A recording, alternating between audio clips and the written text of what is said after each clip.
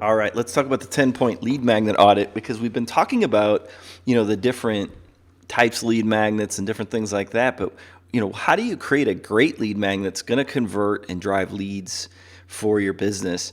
And there's 10 elements we're going to be looking at to make sure that we have a fantastic lead magnet.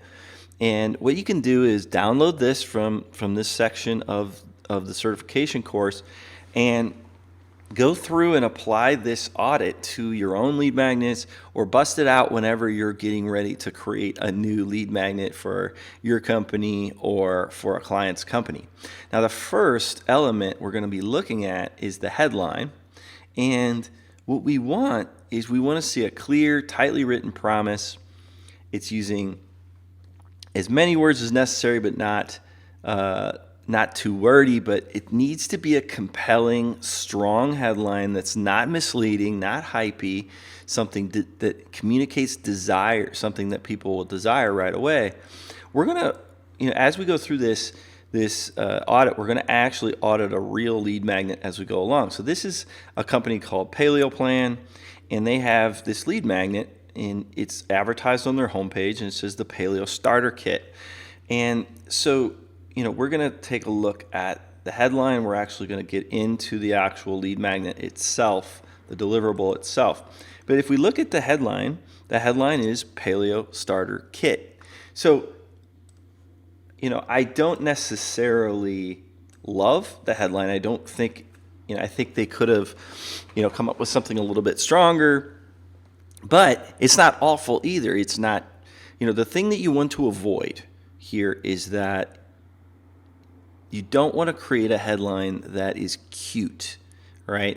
But it doesn't explain what they get. And that, so you don't want to create something that people look at it and they say, oh, that's kind of a cute name for that. But it's not, it doesn't tell me what the heck it is, right? You want to be clear. And I think they were pretty good with that. Paleo Starter Plan is not a horrible headline. It is compelling. I think they could have probably gotten a little bit more strength in terms of that headline, but overall, I think it ranks okay. So I'm going to give it a 3. And what I want you to notice when you're doing your audit is that as you're auditing this thing, you give this a 3 out of 4 for the headline. It's going to once I kick out of this cell, it's going to drop the score of this headline. Okay, so now that it's got a 3 out of 4 instead of a 4, if we give it a 4, it's going to have 100%. But if we give it a 3, we know that we could probably come back and maybe work a little bit on the headline for the lead magnet and get a better score. And what this does is it starts to break down this resource, this piece of content, into its component parts.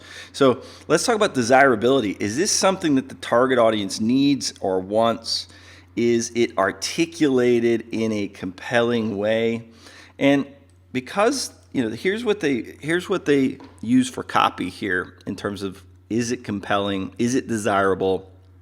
25 delicious paleo starter recipes, top 10 questions about paleo, a complete starter shopping list, tons more free resources. So I think, one of the things they could benefit from in this copy here in terms of, trying to communicate something that's more compelling would be to tell me why I care, right? Like, why do I want 25 paleo starter recipes?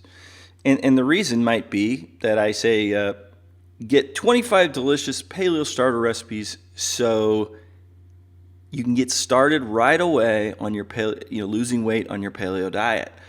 You want to make sure that when you're communicating this, that it's compelling and that you're using good copywriting principles to write your bullets. I think they did a good job here, not a great job. This is much better than no copy at all.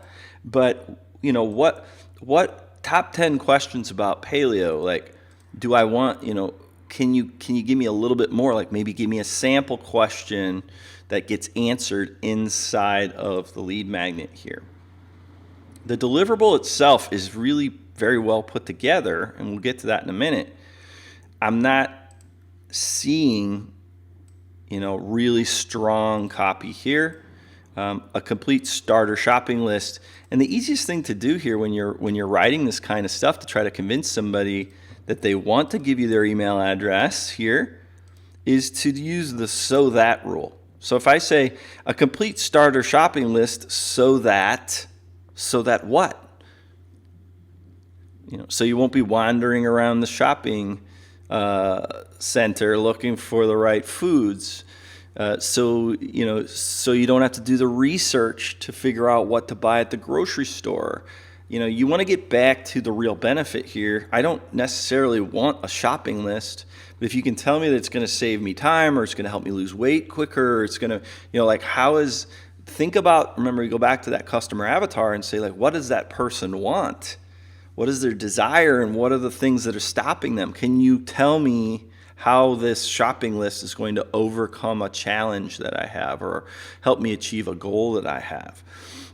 This is really weak here. Tons more free resources, right? That's really broad and really not compelling at all. Very non-specific. So we're going to give them a 2 on this. If it was me, I would tell them to go back to the drawing board and strengthen the copy that is selling the lead magnet, both in the headline and in the bullets. Specificity.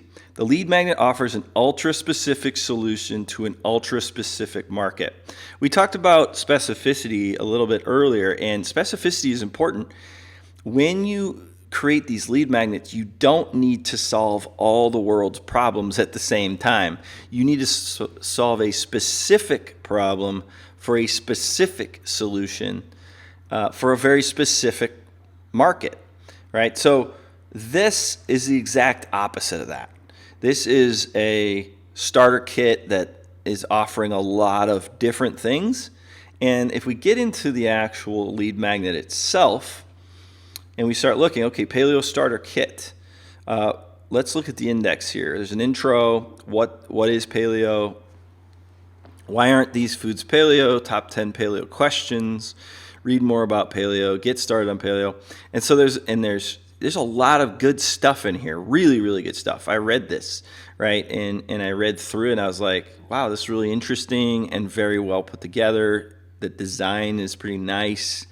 It uses a lot of stock photography, which I don't love, but overall, I mean, it's just a pretty well designed lead magnet. So when I say specific, typically what I'm going to see is I'm going to find something that's very specific inside of your non-specific lead magnet and say, why not try to just say to them, I'm going to tell you, like, download this thing that'll tell you what foods are paleo and what foods are not. That's it. It's a little cheat sheet that is, going to tell you, is this food paleo? Is this food not? It's a list of paleo, and it's either going to say yes or no. It's a list of common foods, and it's going to say yes or no. That is going to convert better as a lead magnet typically than to say something broad like,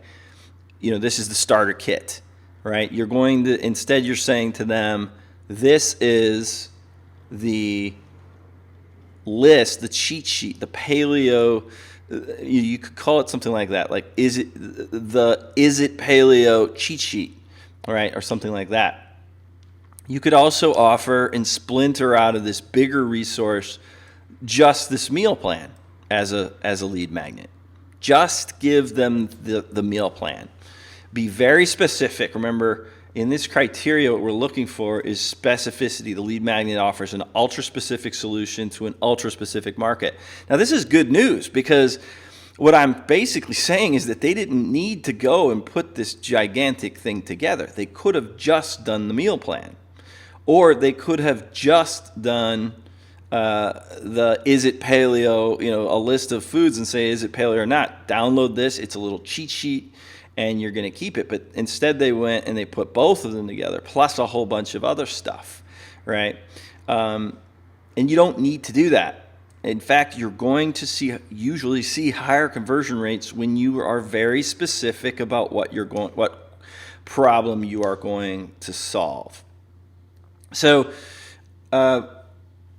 specificity, I'm going to give them a 1. Right? This is a non-specific resource. It's basically like, hey, here's how to get started on paleo. They could have, created a grocery list and said, here, get the paleo grocery list. They could have said, here's the 7-day meal plan with a grocery list. That would be super compelling, I think, and super specific and convert really well. So, they're getting a 1 on specificity. How about congruency? The problem the lead magnet solves is perfectly congruent with the problem the core offer solves. So in order to figure this out, we need to know what they're trying to sell. And what they are trying to sell is this paleo plan, all right? And weekly 20-minute or less workouts, what's inside paleo plan. This is a membership product that they're selling, $15.99 a month, right? So yes, I would say congruency. You don't want to create, if you're selling guitar lessons, you don't want to have a lead magnet that teaches somebody how to play Yankee Doodle on the flute. All right, and that's an extreme example of being non-congruent. But we do this all the time. We use a lead magnet that is not congruent with the core offer, what we're ultimately trying to sell. And that's going to maybe get a lot of leads for you, but not leads that are going to buy what you're trying to sell. So you always have to start with, what am I trying to sell? And then back into what the lead magnet needs to be. And they've done a really nice job, I'd say 4 out of 4, at creating a lead magnet, the Paleo Starter Plan, that ultimately is congruent with what they're trying to sell, which is a membership site type situation where you're going to pay them to be in the Paleo Plan members area. Speed. I love speed for lead magnets that convert really, really well. When you can tell somebody like, hey, look, download this and you're going to have instant value. Instant value. So think about the difference between the value proposition that I'm making to someone when I say, hey, go and read my big, long Paleo Starter Plan, and I'm going to tell you all you're going to need to know. I'm going to tell you the history of paleo. I'm going to tell you all kinds of stuff. We're going to answer all kinds of questions and all of these things. That's one value proposition. Print this and read this, all right? Another value proposition would be download this cheat sheet that will tell you whether foods are paleo or not, and just bring it to the grocery store next time you go. That's instantaneous value. It has tremendous speed. Can you see that? It's almost like it's a tool. In fact, it is a tool, right? It's a little, is it paleo cheat sheet? Or if I said, think about the value proposition of download this lead magnet that's going to give you your first week of recipes. All you need to do is download and print it. You don't need to do anything else. You've got the value. You've got these recipes now in your hand. They are tools. So think about your lead magnets as tools that can make things easier and deliver results with speed. And rather than to make the value proposition that, hey, here's your starter kit, and you're going to need to sit down and read this big long document, that's not converting as well typically as a tool will. And so there you go. I'm going to give you a 1 on that, because I think you could actually pull a little parts of this Paleo Starter Kit out and create a few different lead magnets to try and test those, like test the recipes, test the cheat sheet, test the grocery list idea, and some different things like that are very specific and deliver speed. Now let's talk about consumption.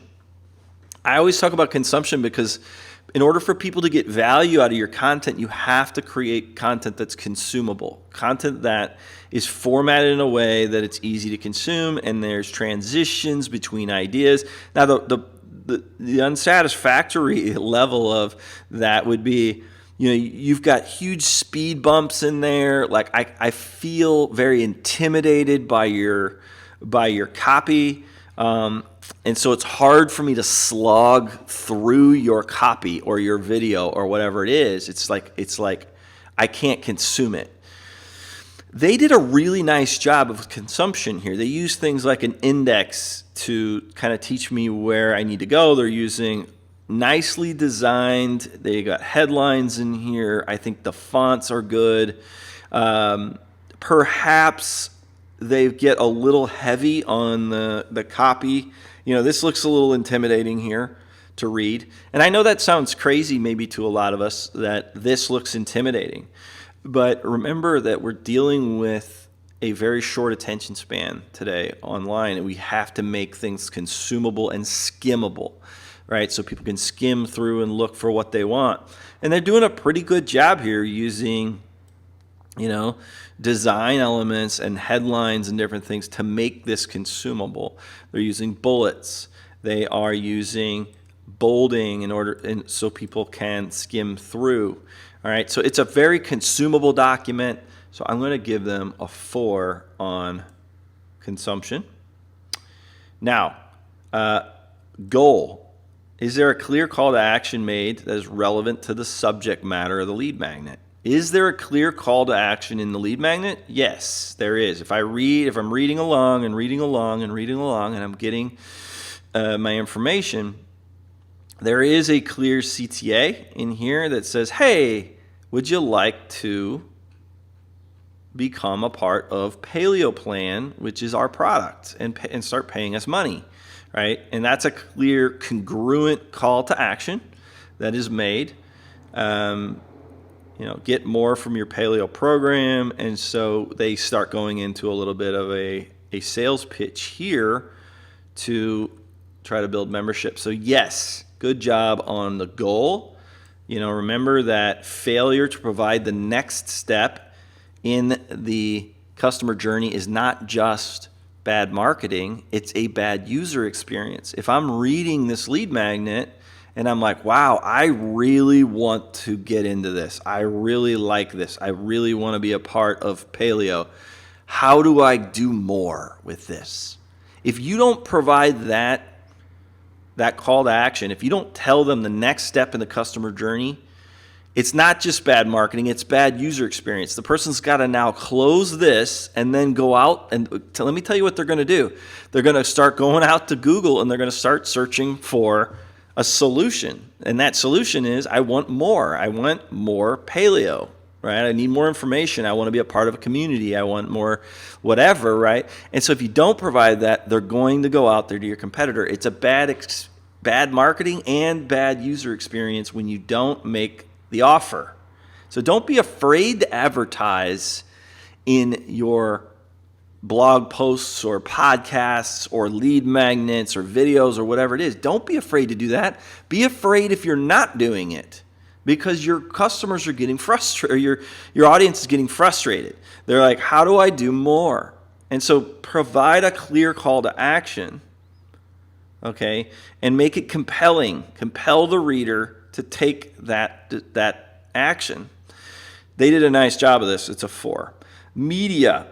All the images, video, and audio, they just use images in here, and it's clean. It's clear. I think they used a lot of stock images, so it looks kind of stock-like, if you know what I mean. Like a lot of the images and everything in here, you can tell it's just really stock, come off of stock websites and stuff like that. Some of this might be custom photography here. I'm not sure. But it just feels a little bit like, stock photography. So I'll knock it down 1 point for that. And if they wanted to, I think they could come back and do some work on, the graphics a little bit. Completeness. I think it is complete. It delivers on the promise. It does.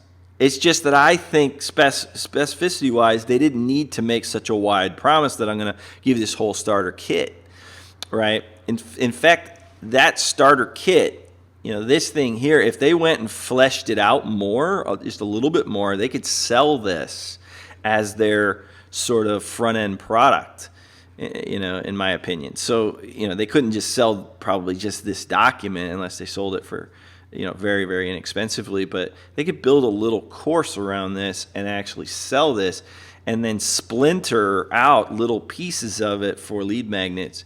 But yeah, I think the completeness is there. So I give them a 4. And then consistency, I don't know their brand. This is about branding. So like the content of the lead magnet is consistent with the brand. I don't know their brand super well, but it looks consistent, yes, with what they've done. So they get a C+. Here in the United States, it would be a C+, a 75, or maybe it's just a flat-out C. Things that I think they need to do, I think they should look to splinter out pieces of this lead magnet to create more specificity. I think that will convert better. I think, maybe, replace stock images with custom graphics or photography, stuff like that. I think, what were some of the other things that we would recommend they do here? They've got a speed problem, but that gets fixed if they go with more specificity. I think here, if they take these pieces out that we recommended, I think their copy, I think they need to improve the copy bullets on the lead magnet landing page. So these are the types of things I think would take this lead magnet and take it from a C to an A, right? So that's the hard part, is when you're thinking about a lead magnet idea, run it through this lead magnet audit so that you make sure that you are building the most compelling lead magnet possible for you or your clients.